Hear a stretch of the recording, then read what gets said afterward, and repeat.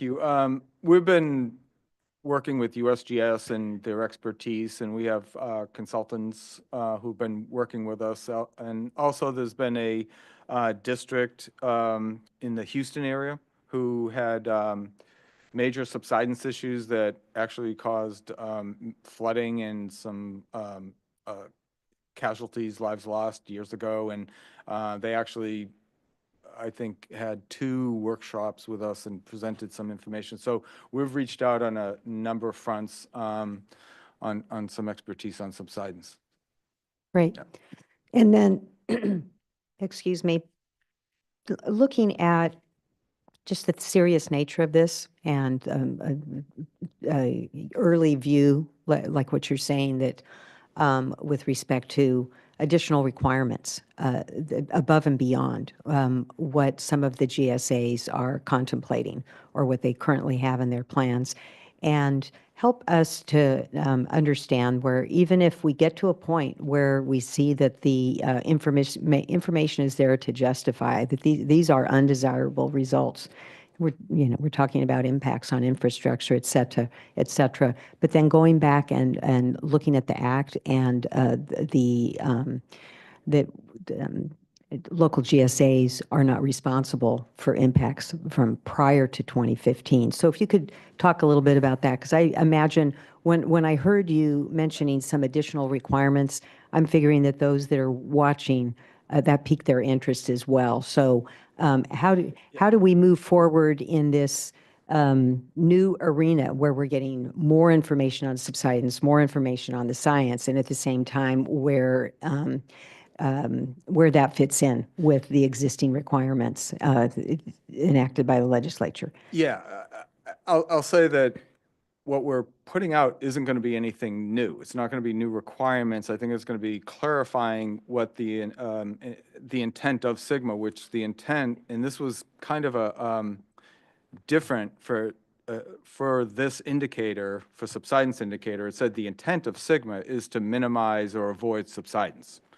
That is different than any of the other indicators. It gave a clear message that clear directive about subsidence. So, so the challenge that we have is because the way the law is written, local agencies, GSAs, are the ones responsible for identifying undesirable results. We've held the point that it would be a step over the line for us to go out and state what those undesirable results are, or in this case, what the critical infrastructures are. So in many cases, what we've found, and this goes to all indicators and why comments are very helpful for us, we've had entities write into us, and in this case, owners of infrastructure, whether it's levees or conveyance, and they'll say, look, you're saying you're going to let this, let's say, subside X number of feet, and our freeboard doesn't subside, and that's not going to work, and that's not, and so we'll pose the question like, can you justify that not being undesirable when the owner of the infrastructure says that? Explain that to us. So it becomes this Socratic back and forth to get there. The same thing was done with drinking water. There's no way we could require or mandate a GSA to mitigate wells. The law does not give us the authority to do that. So the way it was done is it was that iterative of sort of like, you're going to let wells go dry. Explain to us how that's not an undesirable result.